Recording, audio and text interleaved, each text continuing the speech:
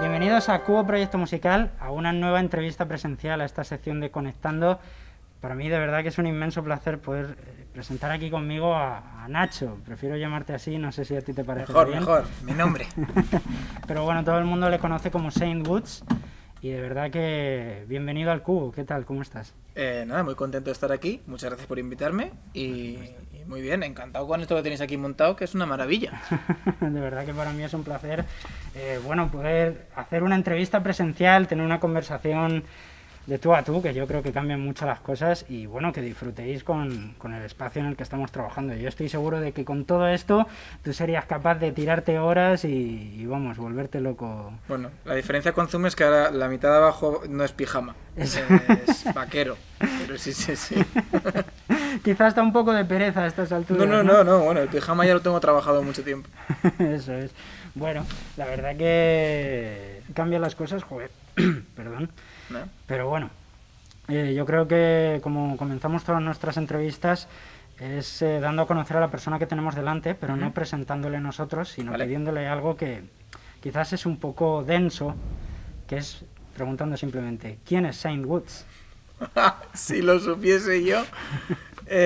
Pues bueno, Saint Woods es un proyecto musical que yo empecé hace unos años. Coincidió que estaba estudiando fuera, en Bélgica.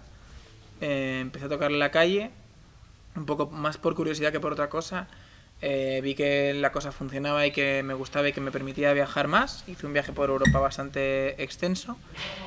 Y ya cuando volví a España decidí profesionalizar el proyecto y empezar a esas canciones que había escrito grabarlas, empezar a trabajarlas más y darle un punto más a largo plazo. Y todo eso, toda esa preparación se materializa en un disco que he sacado ahora en mayo.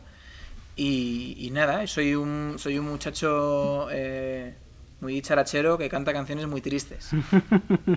Es una buena reflexión o definición de algo yo creo que mucho más amplio. De hecho, contigo me apetecía mucho hacer una pequeña trayectoria, porque tu historia es un poco de músico romántico, ¿no? Empecé tocando en la calle en Bélgica, después me fui por toda Europa con el dinero que ganaba en esas actuaciones. Y ¿quién, o sea, cómo nació esa chispa? ¿Cómo fue el primer día que saliste a tocar a la calle y qué tocaste?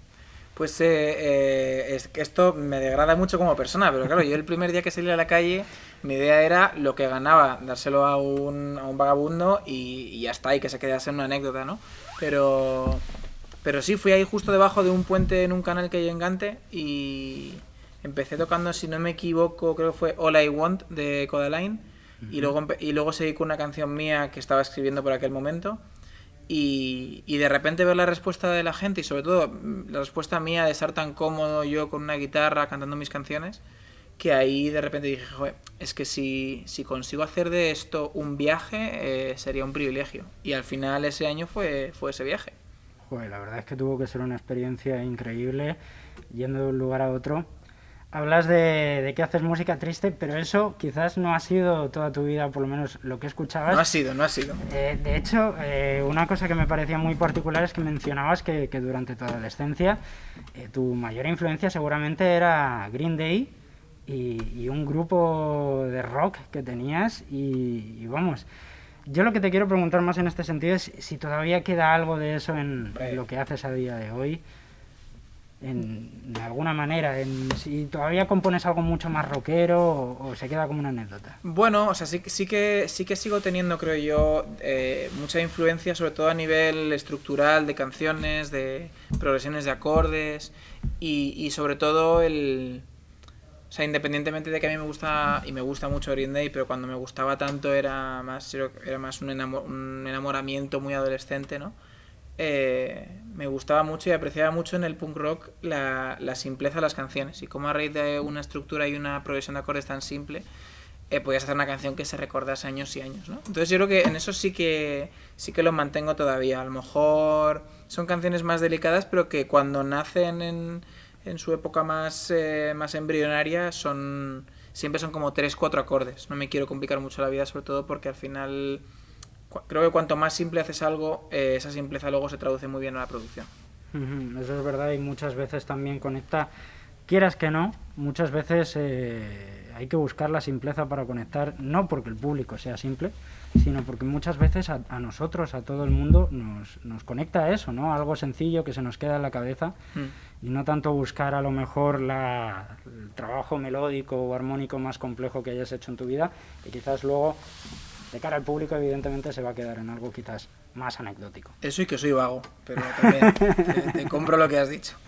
Bueno, la versión mía es como la profesional, la de los medios. Eso es, y luego de cara para adentro está lo que tú dices. Bueno, independientemente de eso, hay un momento en el que tú pasas de tocar en la calle y supongo que también un poco en esa época también estaba tu canal de YouTube, en el que publicabas ciertas covers.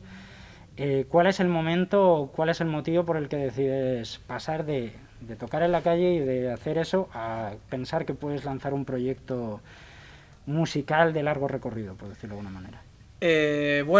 Tuve la suerte de estar muy bien rodeado de mucha gente que me estaba animando a hacerlo. Los primeros mi familia y mis padres. Y sí que es verdad que era un comentario muy constante, porque yo en esa época también trabajaba en una agencia de publicidad y hacía otras cosas, un poco las cosas que a lo mejor se suponía que yo tenía que estar haciendo, ¿no? Pero sí que era verdad que mi entorno me decía, es que cuando te vemos tocar es cuando te vemos feliz, ¿no? Cuando te vemos que realmente lo que estás haciendo es lo que quieres hacer. Y yo creo que ese empujón que se me dio de primeras fue un poco, no la revelación, pero sí el momento de decir, claro, es que está en mis manos decidir si esto se queda en estuve un año tocando de Erasmus por Europa en la calle, o si se queda en vamos a por todas y a ver qué pasa, ¿no? Y yo creo que para mí el momento y el punto de inflexión fue el tener el apoyo de mi entorno y de mi familia. Es decir, claro, es que ya no... O sea, yo soy consciente de que hay mucha gente que su familia, por suerte o por desgracia, no les apoya y no tienen ese empujón, ¿no? Pero al final, si no lo hubiese hecho, la única excusa que tenía era, pues no quiero hacerlo, ¿no? No tengo una excusa de no me dejan, no tengo medios, no tengo tal. Y al final esa fue la suerte que tuve, de decir, venga, pues voy a coger las canciones que tenga, voy a empezar a terminarlas, voy a ir a un estudio, las voy a grabar y vamos a ver qué pasa. Se nota que disfrutas con la música. Si hago referencia a tu cuenta de Instagram, tienes una selección de stories que se llama, si no me equivoco, El mejor día de mi vida, ¿Sí? O algo semejante, Sí. que es cuando publicas tu álbum, y se nota la alegría que tienes en tu interior por lanzar ese Bones que salió el pasado mes de mayo de este 2020 tan particular. Entonces se te nota cómo disfrutas de toda esa música. Me gusta comentar que fue un proyecto complicado, por lo que leo en tus declaraciones, un proyecto que repentinamente se entrelaza con una situación personal complicada para ti, y que tenías preparadas 14 canciones para llevar al estudio y que sin embargo las abandonas de repente.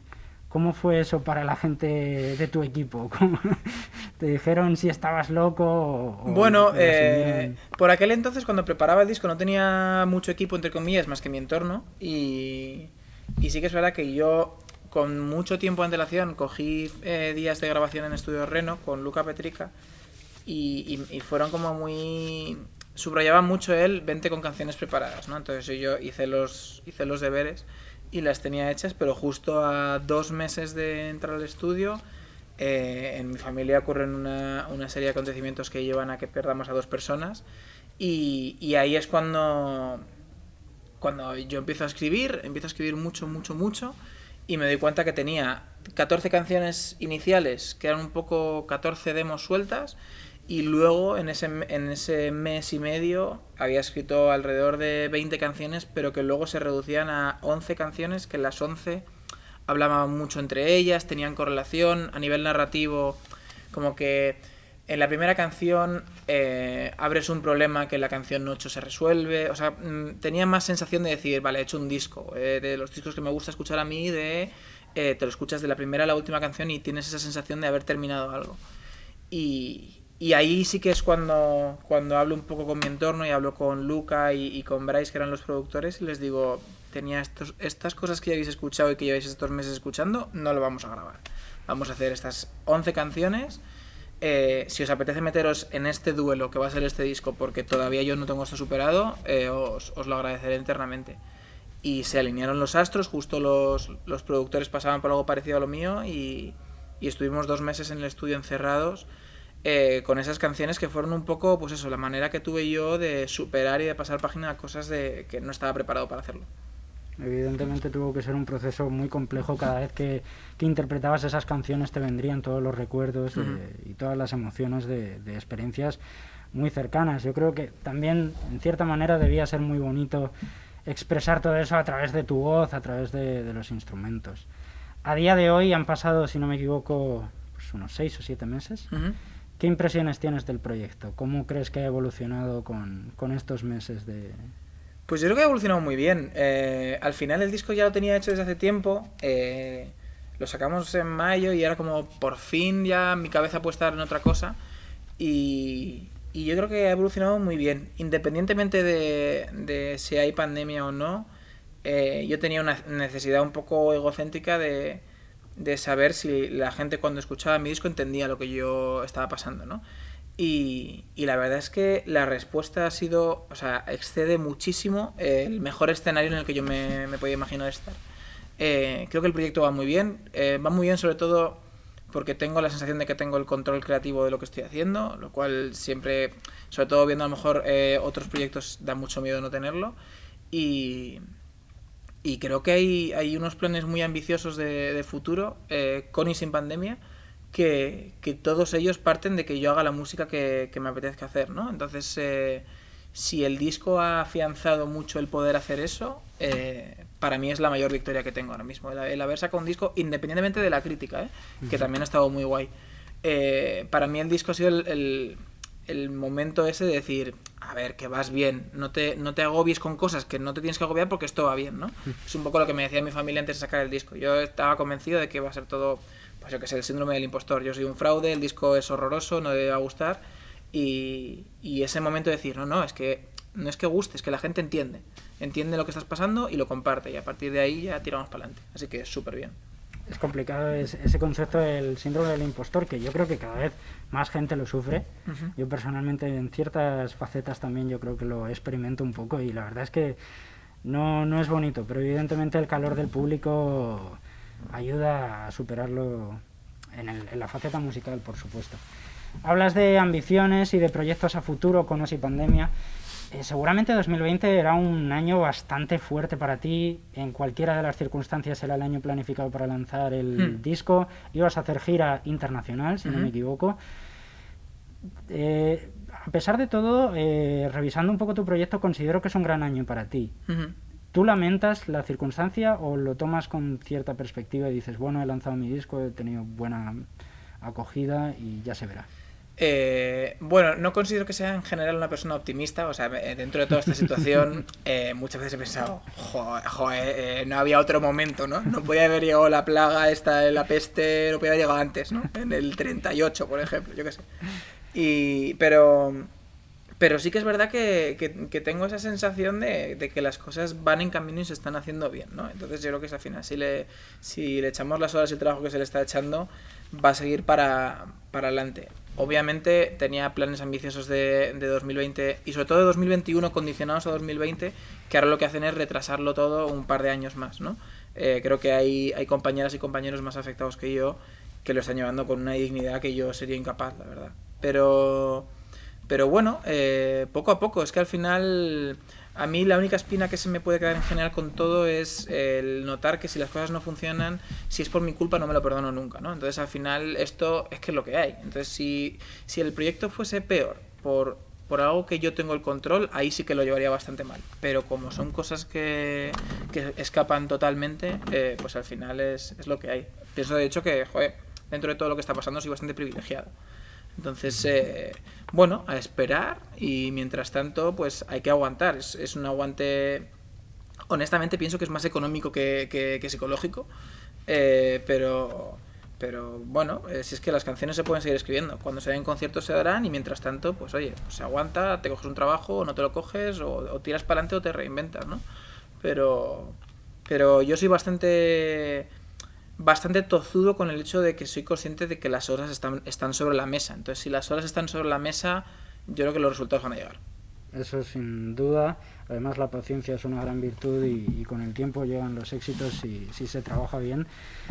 La paciencia, no sé si ha sido, pero durante esta pandemia sí que han surgido distintas fórmulas o cosas para intentar hacer algo mientras tanto.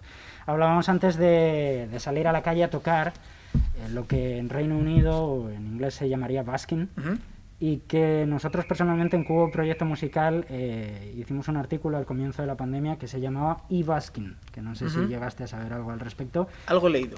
Unos pequeños conciertos que se hacían por internet con la disposición de la donación de la gente que entraba en ellos.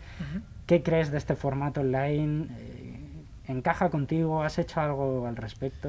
No he hecho nada al respecto, más allá de hacer algún que otro directo de Instagram, pero es que no sé, el tema de... O sea, creo, y sin ser muy crítico tampoco con todo lo que está ocurriendo, el tema de dar la música gratis en internet, que ya ocurre al final con un Spotify o con una plataforma de streaming te pasa, es algo que creo que es una tarjeta de entrada que todas y todos tenemos que pagar, ¿no?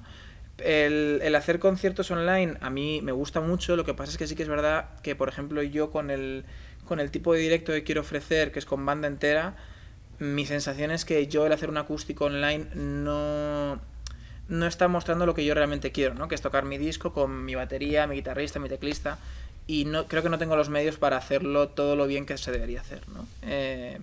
También creo que al final, y que da mucha rabia, ¿no? Pero es que los conciertos también tienen un poco ese aspecto más presencial y emocional, que es el que aportan. Ahora, como iniciativa para apoyar la cultura y a todas las artistas y todos los artistas que están intentando salir por ello, me parece muy bien. Creo que hay más cultura de apoyar a la escena musical fuera de España que en España, eso sí. Sí, eso totalmente cierto, y de hecho la realidad del e-busking yo creo que ni siquiera se ha llegado a dar en España.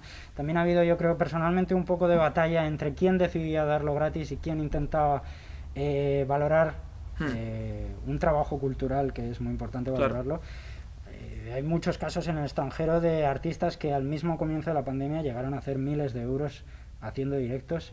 Es algo que aquí seguramente en España sería impensable, ¿no? Claro. Pero bueno, hablas también del formato de banda, es algo sobre lo que te quería preguntar, de una evolución musical de Shane Woods, que pasa de ser un solista a más o menos ser una banda. O sea, no sé si tanto a nivel de proyecto como tal o simplemente de directo. Creo que a nivel de proyecto es una banda. Sí que es verdad que yo sigo teniendo el control creativo y el estratégico, pero sí que he añadido un pilar más en el stream de decisión, ¿no? En todas las canciones que escribo siempre solía estar pues mi familia, mi pareja y mis amigos y tal. Y ahora de repente delante de todos ellos está la banda, ¿no? La banda decide un poco si lo que se está haciendo comulgan con ello o no. Que al final la decisión última tengo yo, pero la banda forma parte del aspecto más creativo. Partiendo de que uno de los productores del disco, que fue Bryce Rival, está en la banda, ¿no? Pero sí, yo tengo la sensación de que más a futuros la banda cada vez cogerá más peso, seguro.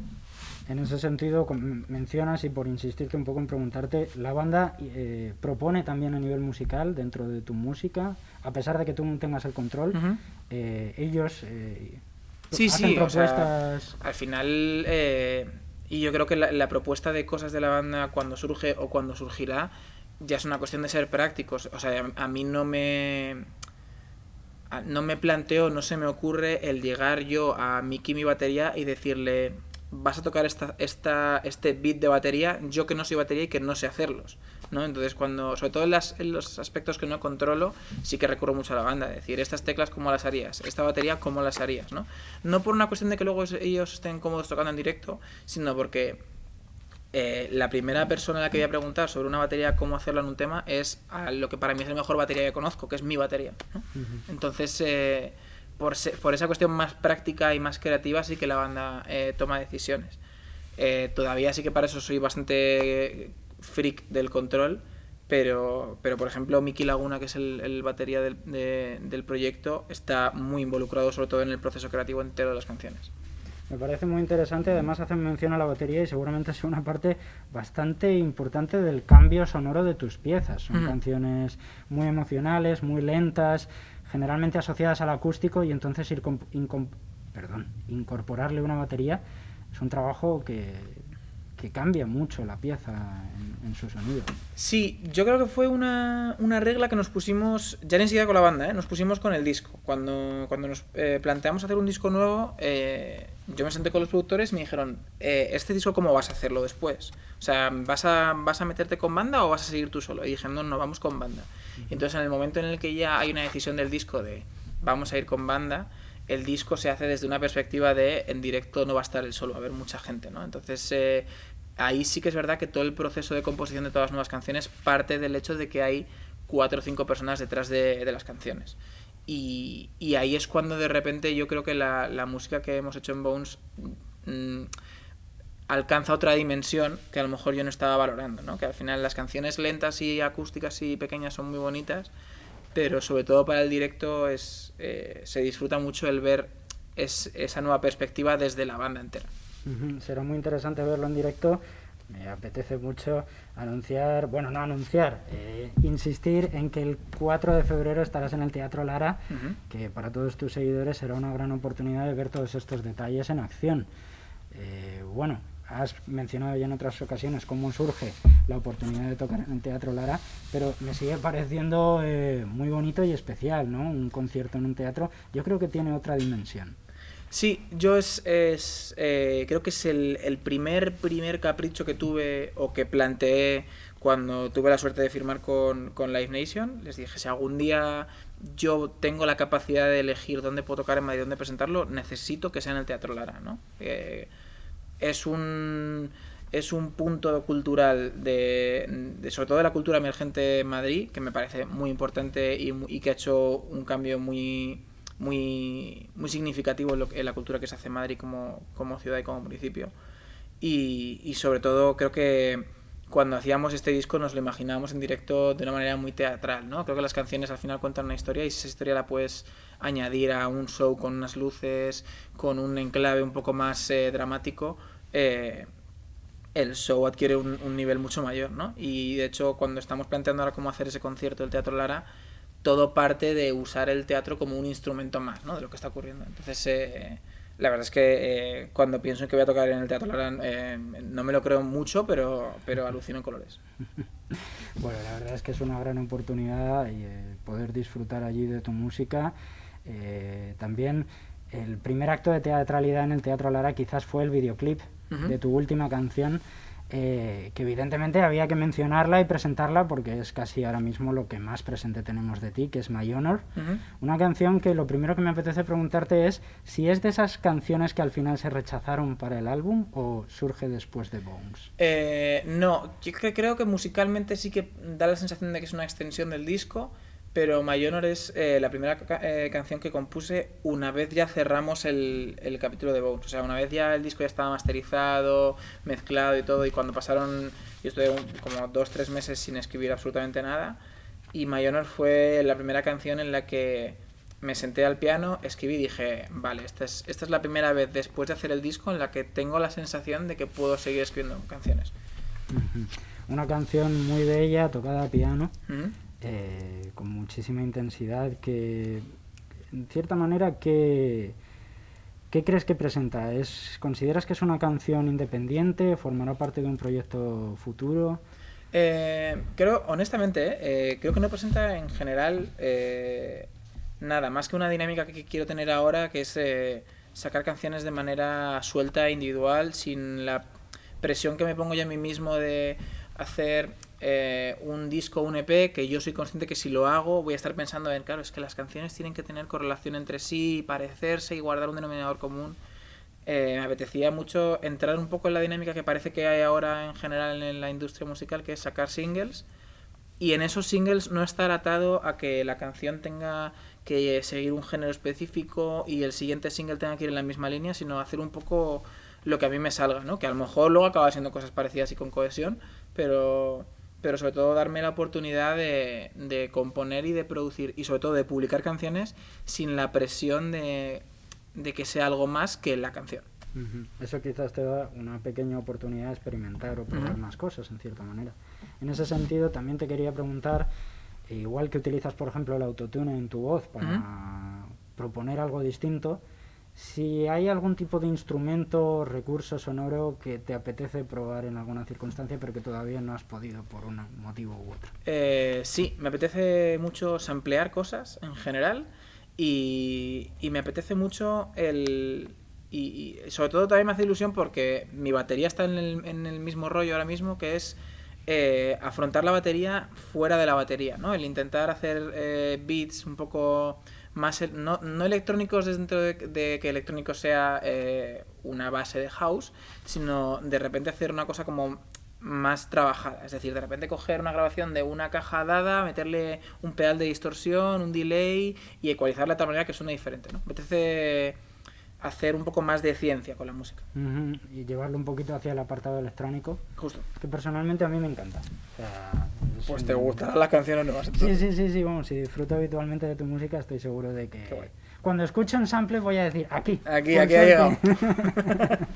Pero bueno, también un poco vamos a ir encarando un poco el cierre de la entrevista con unas preguntas quizás un pelín más generales. Todos los medios de prensa llevamos unas semanas agobiando a todo el mundo, yo creo, con los tops y con los listados de mejores canciones y mejores álbumes de 2020. Entonces, a mí, que ya estoy tan cansado de ver a nuestro apartado hablando de ello, me gusta preguntarle a los artistas, por esto mismo, preguntarle qué ha sido la música que más les ha gustado durante este año 2020 y cuáles han sido también los álbumes que un poco más han disfrutado. La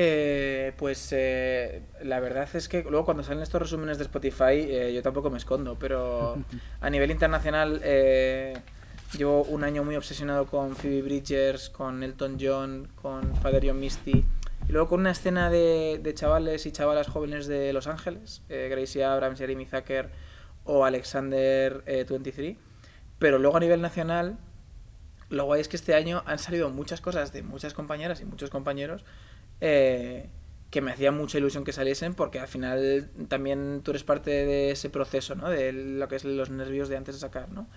Y es el caso de Jack Bisonte, de Belaco, de Ginebras y al final todas esas cosas que tú ves que se están gestando y que yo qué sé, yo me acuerdo tomarme cañas con Ginebras y hablar del disco que iban a sacar, ¿no?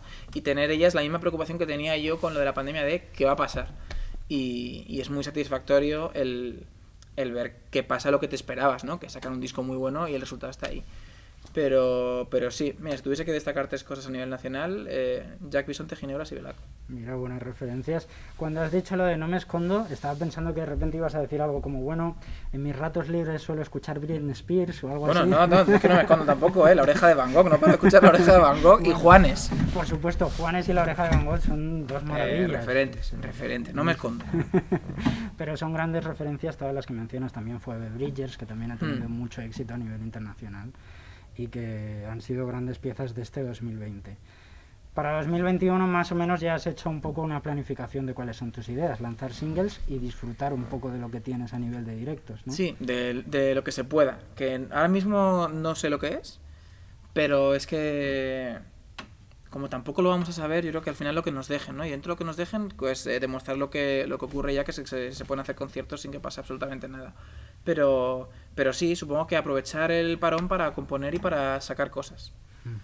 Eso, reivindicar en todo momento la cultura segura, que se pueden hacer las cosas, que se puede disfrutar de la música sin necesidad de problemas con esta maldita pandemia. Correcto. Eso es. La última pregunta es una pregunta un poquito más personal. Okay. Regresamos a Nacho. Perfecto. Más que a Saint Woods. Perfecto. Para conocer un poquito lo que hay detrás de él y descubrir cuáles son sus intereses. Una pregunta que es la siguiente. Si tuvieras la oportunidad de hablar con cualquier persona del mundo de cualquier época, tener una conversación, ¿con quién sería? Yo es que tampoco voy a dar una respuesta muy glamurosa. O sea, hay mucha gente, ¿no?, que me encantaría hablar con ellos, ¿no? Un Freddie Mercury de la vida y todo esto, no sé qué. Pero a mí me gustaría mucho hablar con mis abuelos. De mis abuelas pude disfrutar más tiempo, de mi abuelo paterno no tanto. Entonces, si pudiese elegir una persona de cualquier momento del mundo para tener una charla, sobre todo yo ahora, ¿no?, un poco más, bueno, entre comillas, más maduro, pues sí, con mis abuelos, vamos, es que ni lo he dudado, con mis abuelos. una respuesta muy bonita. Me hace recordar un detalle sobre My Honor, que es una canción que dices que tiene un pequeño guiño a tu abuela. Que a mi abuela no le gustaba que cantase en inglés. Me decía siempre, es que me suena todo igual. Y yo, abuela, no voy a cantar Joselito, no voy a cantar el Fari, no va a ocurrir. De momento no va a ocurrir. Bueno, es verdad que tienes ese cariño por la lengua inglesa, que yo creo que también te da otra personalidad, otro carácter. Entonces, bueno, pues un saludo para tu abuela, un cariño para ella, por supuesto. Y con esa respuesta nos vamos a ir. Espero que te hayas sentido cómodo, que hayas disfrutado de la conversación. Súper, súper. Y nada, eso. Muchas gracias a todos los que veis Cubo Proyecto Musical siempre. Y disfrutad un montón de la propuesta de Saint Woods, que lo va a petar. Si no lo está petando ya, que yo considero lo va a que petar sí, seguro. pero lo va a petar seguro, eso es. Muchas gracias. Nada, cuando queráis me volvéis a invitar y yo os doy la turra. Eso es, siempre. Estás invitado siempre que quieras venir aquí a dar la turra. Me Muchas parece gracias. genial.